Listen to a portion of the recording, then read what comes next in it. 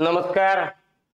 TET 2025 जी 23 नोव्हेंबरला होत आहे, ज्याला आपण सोप्या भाषेत शिक्षक पात्रता परीक्षा म्हणतोय, त्यांच्यासाठीचा हे लेक्चर.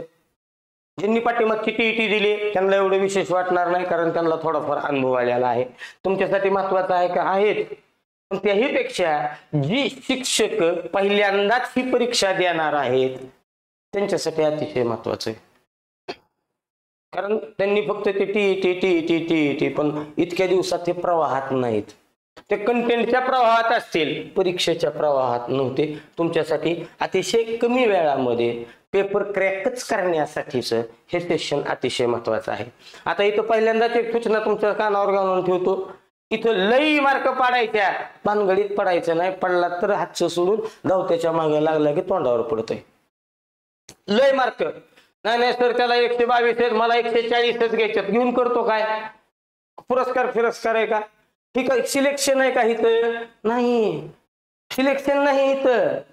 ते का नाही बाबा, इतके मार्क पडले, 120 क्रॉस केले तर मी का नाही सिलेक्ट होतोय, असलं वाटत नाही. तर कट ऑफ पार करायचा आहे फक्त, बरोबर नाही? म्हणजे 92 मार्क घेणाऱ्याची किंमत आणि 140 मार्क घेणाऱ्याची किंमत एकच आहे. मग का उतान काढायला लागला? हे कशासाठी सांगायला लागलोय? प्रश्नपत्रिकेमध्ये प्रश्नांची संख्या ज्या घटकाची जास्त आपला कल त्या घटकाकडे जातोय, आणि त्या घटकाकडे कल गेला की मी मागाशी म्हणल्याप्रमाणे हात सोडून धावत्याच्या मागे पडले की कार्यक्रम वाचतोय. पाठीमागचे ज्यांचे निकाल मागच्या वेळेस उडलेले टीईटी मध्ये त्यांच्याबरोबर चर्चा करू शकताय. ठीक आहे. आणि म्हणून इथं सगळ्यात महत्वाचं काय, कमीत कमी वेळेमध्ये जर तुम्हाला क्रॅक करायचं असेल कट ऑफ, तर ही खूप महत्वाचं आहे. तुमची स्ट्रॅटेजी काय सांगते? ठीक आहे. तत्पूर्वी आपण अभ्यासक्रम बघूया.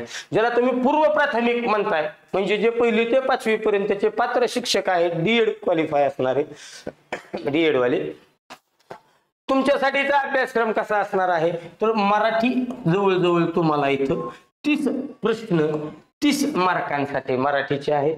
इंग्रजीचे 30 प्रश्न 30 मार्कांसाठीचे आहेत.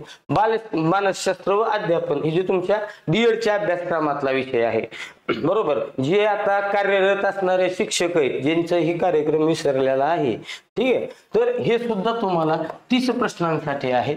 गणित, इथं पुन्हा कन्फ्युजन करू नका तुम्ही. गणित म्हणल्यानंतर तुम्ही फक्त गणिताच्या मागे लागताल, म्हणून इथं सुद्धा महत्वाचं लक्ष ठेवायची गरज आहे तुम्हाला.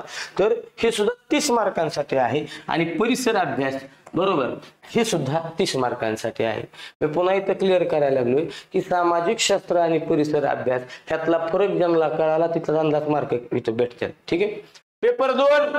पेपर 2 साठी काही डीएडचे, बीएड वाले तर कंपल्सरी आहेत, परंतु काही डीएडचे विद्यार्थी सुद्धा पेपर 2 साठी पात्र आहेत. तुम्हाला ऑप्शन आहे, तुम्ही पेपर 1 द्या, तुम्ही पेपर 2 द्या, तुम्ही पेपर 1 आणि 2 देऊ शकता, जे दोन्हीसाठी पात्र आहेत. नाहीतर फक्त बीएड वाला पेपर 2 साठी म्हणजे 6वी ते 8वी साठी पात्र आहे. तुम्हाला काय आहे, तर मराठीचे तुम्हाला 30 प्रश्न असणार आहेत, इंग्रजीचे तुम्हाला 30 प्रश्न असणार आहेत, बालमानसशास्त्र व अध्यापन शास्त्राचे 30 प्रश्न असणार आहेत. आणि आता इथं ऑप्शन असणार आहे ह्या 2 मध्ये, जर तुम्ही आर्ट फॅकल्टी कडनं आलेला असाल तर तुम्हाला सामाजिक शास्त्र असणार आहेत 60 प्रश्नासाठी.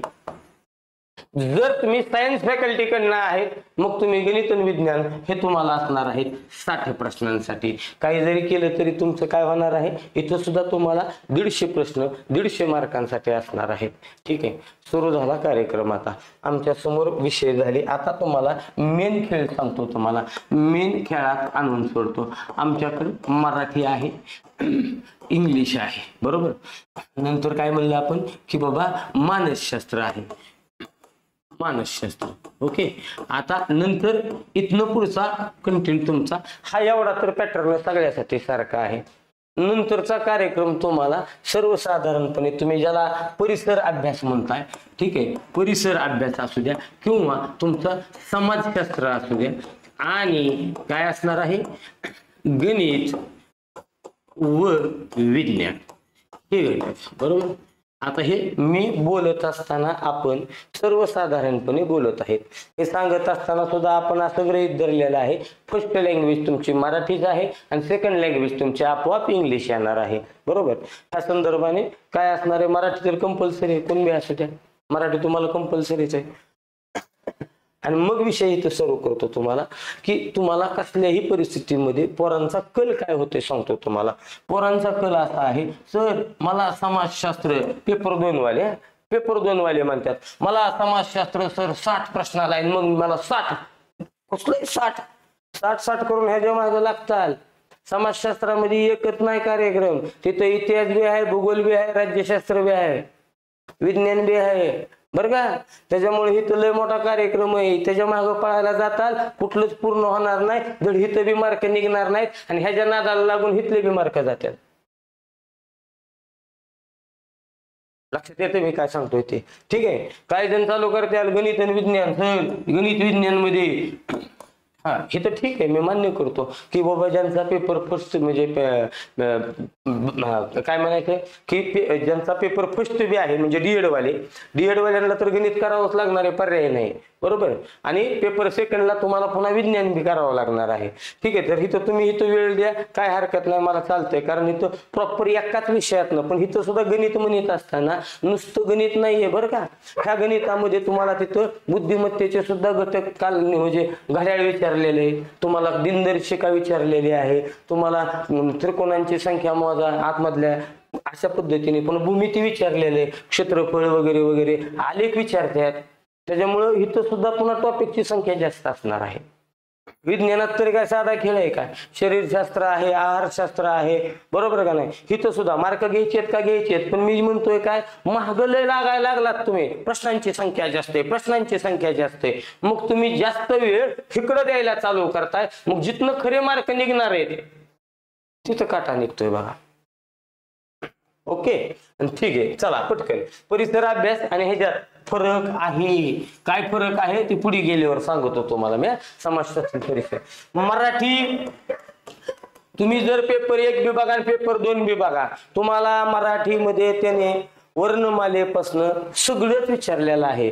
वर्णमाला, संधी, शब्दांच्या जाती, प्रयोग आहेत, काळ आहेत, वाक्याचे प्रकार विचारलेले, विरामचिन्ह विचारलेले, शुद्ध शब्द ओळखा विचारते, समानार्थी विचारते, विरुद्धार्थी विचारते, वाक्प्रचार विचारते, म्हणी विचारते. म्हणजे ज्याच्या डोक्यात आहे का सहज मी मराठीला लय मार्क घेईन, बहु लय मार्क फिरक घेत नाही बरं का, नीट करावं लागतंय मराठी, ठीक आहे. मग आपली स्ट्रॅटेजी सांगते तुम्हाला, कसल्याही परिस्थितीत सहजासहजी जास्त डोकं न लावता व्यवस्थित जर केलं, पेपरचा स्ट्रक्चर जर डिझाईन समजली तर मराठी कसल्याही परिस्थितीत तू 25च्या खाली येत नाही. मराठीत 25च्या खाली येऊ शकत नाही. फर्स्ट प्रेफरन्स देत असताना तुमचा मराठीच असावा. मी पुन्हा सांगायला लावलोय, सेकंड प्रेफरन्स मराठी कशात न करायची. पहिलं वाक्य सांगतो, मराठी कशात न. काही जण म्हणतात, आता काही जण काय करतात, ह्याला त्याला फोन करतात किंवा नाव ऐकलेले, सर मोरावाळ्यांबेचं पुस्तक घेतो. हो भाऊ, मोरावाळ्यांबेचं पुस्तक ग्रेट आहे, नाद खोळा आहे पुस्तकाचा, परंतु ते कुठल्याही सरळ सेवेला चालत नाही. ही पुस्तक फक्त आणि फक्त MPSC साठी. चुकून सुद्धा कुणी सांगितलं तर घेऊ नका, तुम्हाला त्यात उदाहरणांची संख्या सापडणार नाही, कंटेंट तुम्हाला तुमच्या भाषेत भेटणार नाही. चुकून सुद्धा नादी लागू नका. वापरायचंच असेल डोळे झाकून केसागरचं वापरा, नसेल तर सरळ सांगतो, साधा सोपा सरळ आपली एकच बॅच मराठीची, एकच बॅच आज कालच चालू झालेली आहे. तुम्हाला 1000 रुपयाची बॅच 199लाच आहे. आपली बॅच केल्यावर पुस्तकाला हात सुद्धा लावायची गरज नाही, घरी वाचायची गरज नाही, गपचूप आपली एक बॅच करायच्या, जेवढं आपल्या क्लासमध्ये दिल तेवढंच करायचं, पैकीच्या पैकी मार्क घ्यायचे. तुझे मार्क उतार्यातच गेले तर गेले भाऊ, नाहीतर जात नाहीत मार्क फिरक. चला आलो, आपला सेकंड प्रेफरन्स काय असणार आहे. आपला सेकंड प्रेफरन्स मानसशास्त्र ठेवायचं आहे. मानसशास्त्र, कारण मानसशास्त्रामध्ये कुठं लय लांबलचक जाता येत नाही, फिक्स प्रश्न ठरलेले आहेत. पुस्तक सुद्धा फक्त एकच, तुमच्या फडके पब्लिकेशनचं पुस्तक घ्या, त्याच्या बाहेरचा एकही प्रश्न येत नाही फडके पब्लिकेशनचं. आणि ह्या फडके पब्लिकेशनच्या कंटेंटला जोड द्यायची असेल तर हिथं सुद्धा बिनधास्त केसागरचं घ्या. केसागरचे प्रश्न उत्तर भरपूर सापडतील तुम्हाला, ह्याच्या बाहेर येतच नाही. हिथं सुद्धा तुम्हाला कसल्याही परिस्थितीमध्ये 25+ राहता येतं. माझ्या हिशोबाने तुम्ही 50 मार्काचा टप्पा ह्या 2 विषयातच गाठू शकता. 50 मार्काचा टप्पा ह्या 2 विषयातच तुमचा निघतोय. कार्यक्रम कळाला. आपण आता जवळ कट ऑफच्या जवळ पोचलेलो आहे. कट ऑफच्या जवळ पोचल्यानंतर इंग्लिश इतकं बेसिक लेवलचं इंग्लिश आहे. WH क्वेश्चन तयार करा, change the voice. Para jumble वगैरे प्रश्न आहेत, नाही म्हणत नाही, आहेत ते सुद्धा प्रश्न. योग्य आर्टिकल वापरा, क्रियापदाचं योग्य रूप वापरा, पिक आउट द एरर आहे, तिथे बी फ्रेज आहे, ती पण आहे. पण मी काय म्हणतोय की बेसिक लेवलचा कार्यक्रम किमान 15 मार्क तरी घेता येतातच. तुम्ही जर नीट प्रश्नपत्रिका बघितली, तुम्ही जर basic change the voice, fix the topic, add question tag, हे जर जे काय नाही बेसिक टॉपिक आहेत का बेसिक, ती जरी केलं तरी तुम्ही 15 प्रश्नापर्यंत जातात. आपला कार्यक्रम 60 मार्कापुस्तोर गेलेला आहे. आपण कट ऑफच्या अजून जवळ आलेलो आहेत. आता राहिला कार्यक्रम इकडे. इंग्लिश कशातनं करायचं? इंग्लिश तुम्ही मार्केटमध्ये उपलब्ध असणार कोणतंही पुस्तक, कोणतंही म्हणतोय मी, कोणतंही पुस्तक नाही, आमच्या गावठी सर आहेत त्याचे का नाही, त्याची इंग्लिशची एक बॅच करा, त्याच्या बाहेर तुम्हाला काय दिसणार नाही. शॉर्ट बट स्वीट, त्याच्या बाहेर तुम्हाला काय दिसणार नाही. 20+ मार्क तिथं मिळून जातील तुम्हाला. गेला कार्यक्रम. आता कार्यक्रम गेला तुमचा इकडे. आपण 60 पर्यंत आलेलो आहेत. आता परिसर अभ्यास, समाजशास्त्र, गणित, विज्ञान. तुमच्या माहिती करताना, गावाच्या माहिती करता सांगतो, तुम्ही गणित म्हणत असताना गणिताला बुद्धिमत्तेची जोड द्या. गणितामध्ये संख्या, त्या संख्याचे प्रकार वगैरे, पदावल्या, ह्या पद्धतीचे तर प्रश्न आहेत. पण जी पोरं इतर करत नाहीत, क्षेत्रफळ, बरोबर का नाही, किंवा जे काही वर्तुळ असेल, चौकोन असेल, त्रिकोण असेल, कोणांची माप असतील, तर ते प्रश्न आवर्जून करा बरं का. क्षेत्रफळ वगैरे, परिमिती, असे ह्या पद्धतीचे प्रश्न करा. आलेख कोण करत नाही, आलेखावर प्रश्न आहेत, आलेखावरचे पण प्रश्न करा. बेसिक आपल्या शालेय पुस्तकातनं केले तरी चालेल. नाही, सचिन ढवळे सरांचं अंकगणित जे आहे ते बिनधास्त वापरा. त्याच्या बाहेर अंकगणित व बुद्धिमत्ता बिनधास्त सचिन ढवळे सरांचं करून टाका, मार्क पडतील. राहिला प्रश्न विज्ञानचा. आता तुम्हाला उरलेल्यात मार्क घ्यायचे बरं का. उरलेल्यात तुम्ही 35 मार्क फक्त तुम्हाला घ्यायचे. आता सांगायला लागलो मी, हे सगळ्या नंतर जे शिल्लक राहतं त्या उरलेल्या सगळ्या घटकांमध्ये आपली स्ट्रॅटेजी ह्याच ह्याच्यातनं तुम्हाला काय, हे 3 इव्हेंट मधनं तुम्ही कसल्याही परिस्थितीमध्ये 25, 50 आणि 65 मार्क इथं तुम्ही घेतलेले आहेत असं गृहीत धरतोय. आता तुमच्या याच्या व्यतिरिक्त जे राहील म्हणजे पेपर 1 साठी गणित आणि परिसर अभ्यास, बरोबर, म्हणजे 60 प्रश्नातनं तुम्हाला आणखीन फक्त किती मार्क घ्यायचे, बरोबर ना. आपल्या हिशोबाप्रमाणे मोजून 35 मार्क घ्यायचे तुम्हाला अजून 60 मधनं. पेपर 1 जर असेल गणित परिसर अभ्यास, ह्या 60 मधनं. पेपर 2 समाजशास्त्र 60 प्रश्न आहेत, त्यातनं 35 उचलायच्यात. जर गणित व विज्ञान त्यातनं फक्त 35 उचलायचंय. ह्याच्यासाठी कुठलंही ठोकळान फेकळान हेन तेन काही उद्योग करू नका. मी पुन्हा सांगायला लागलोय तुमच्या माहिती करता, सर मी विज्ञानची स्पेशल बॅच लावू, नको लावू. तर गणिताची लावायची बिनधास्त लावा, मी त्याच्याबद्दल तुम्हाला काय म्हणणार नाही. टेक्निकल विषय तो विषय टेक्निकल आहे, बिनधास्त लावा. तुम्हाला गणित आणि विज्ञानासाठी फुल टू मार्क देण्याचे एकच सांगतो तुम्हाला, काहीच उद्योग करू नका. इयत्ता 5वी ते इयत्ता 10वी पर्यंतचे textbook as it is, गाळलेल्या जागा नुसत्या पाठ करून टाका. गाळलेल्या जागा एका वाक्यात उत्तर, चूक की बरोबर जोड्या लाव. कुठलं बी गाईड वापरा. आता गाईडची नावं घेत बसत नाही तुम्हाला. कुठलंही, कोणतंही म्हणतोय मी, कोणतंही बिनधास्त गाईड वापरायचं.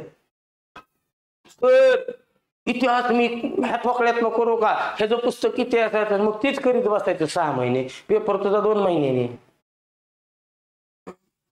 जबाबदारीने बोलतोय, जबाबदारीने बरं का. पेपर 1 ला शिवकालीन इतिहास, मुघलांवर प्रश्न पडलेत, प्राचीन इतिहासावर प्रश्न पडलेत बरं का. ह्याच्यावर पेपर 1 ला. पेपर 2 ला त्याच पद्धतीने आहेत, पण इतिहास जरा थोडा आपला, मग पुन्हा तुमचा जसा 8वीचा इतिहास वगैरे त्याच्यामधनं प्रश्न ऍज इट इज तुम्हाला दाखवतो. त्याच्यामुळे दुसरं काही सुद्धा उद्योग वाढवू नका.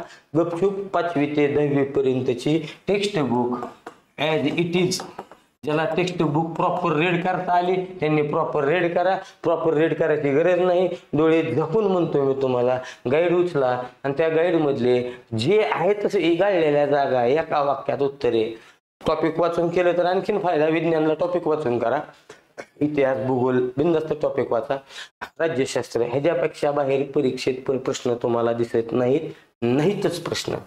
आणि मग अशा पद्धतीने तुम्हाला जर तुम्ही टेक्स्ट बुक जर केलं का व्यवस्थित, मी बॉन्डवर लिहून देतो, जिथं पेपर 2ला ज्यांचा गणित व विज्ञान आहे, जिथं तुम्हाला 30 प्रश्न आहेत, ह्या 30 पैकी कसल्याही परिस्थितीत तुम्हाला 20+ मार्क तेवढ्या ह्याच्यावर पडतात. हो, तेवढ्या ह्याच्यावर पडतात, 20+ म्हणतोय मी. आणि समाजशास्त्र जिथं तुम्हाला 60 प्रश्न आहेत का, अहो तुम्ही जर फक्त टेक्स्ट बुक जर नीट नुसतं गाळलेल्या जागा एका वाक्यात उत्तरे चुकी बरोबर हे नीटनेटकं केलं का, तुम्हाला इथं 50+ मार्क पडतात, 50+. मी पुन्हा जबाबदारीने सांगायला लागलो बरं का, कारण तुम्ही एक विषय जर का ठोकळा जर घेतला तर का ठोकळा पिकळा जर तुम्ही कुठला करायला लागला का 3-3, 4-4 महिने तुमचं ते होत नाही, आणि ते पूर्ण वेळ केल्यावर सुद्धा. त्याच्यामुळे त्याच्या नादी लागू नका. गपचूप आपलं फर्स्ट स्टेप काय राहील, घे धडा. समजा आता विज्ञान घेतलाय, दोन्हीचं गाईड घ्यायचं, धड धड धड धड धड धड धड धड करून टाका. आणि तुम्ही ह्याच्यापूर्वी एकदा दोनदा कधी ना कधी वाचलेला असणारच आहेत. वाटली गरज तर धडा वाचा, नाहीतर गरज सुद्धा नाही तुम्हाला. ठीक आहे, तर मला वाटतं ह्या स्ट्रॅटेजीने जर पळाला तर तुम्हाला 1,00,000% मार्किंगच सापडेल. मी पुन्हा सांगतोय तुम्हाला की आपल्याला मार्क कशामध्ये किती घ्यायचे आहेत. मराठी काहीही करून पैकीच्या पैकीच घ्या, 25+ राहणार. इंग्लिशला काहीही करा, 15+ राहायचा प्रयत्न करा, होतंय हो, निघतेत मार्क. मानसशास्त्र काही टेन्शन घ्यायचं नाही, बॉन्डवर लिहून देतो, 25+ मार्क तुम्हाला पडते. त्याच पद्धतीने ह्यांची जर बेरीज केली तर तुम्ही इथं 65 मार्क पडतात. आता उरलेल्यातनं फक्त 35 मार्क तुम्हाला घ्यायचे. डोळ्यासमोर टार्गेट ठेवायचं आहे 100 मार्काचं. आभाळावर नेम धरला तर किमान झाडावर जात असतो. 100चं टार्गेट धरलं तर 25, 96, 98 पर्यंत राहताल. आपल्याला अपेक्षा नाही 120 घ्यायचे, 140 घ्यायचे, गरज नाही. तसल्या भानगडीत सुद्धा पडायचं नाही. ठीक आहे, पुन्हा ह्याच्यासाठी जर कुणाला असं वाटत असेल की मला क्लास करायचा आहे तर तुमच्या माहिती करता आणि गावाच्या माहिती करता आपल्याकडे 2 प्रकारच्या बॅचेस आहेत.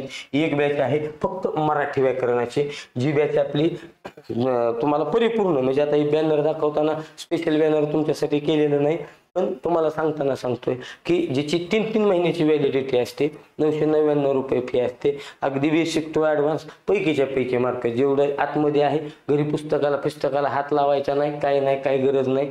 कुठल्या नोट्सचं पिठचं आपण जेवढं आतमध्ये दिलंय तेवढंच, फक्त प्रश्नपत्रिका सोडवा, किती बी मार्कच निघतात. आपलं बॉन्डवर ही बॅच तुम्हाला 999ला असते, पण बॅच 15 सप्टेंबरपासून सुरू झालेली आहे.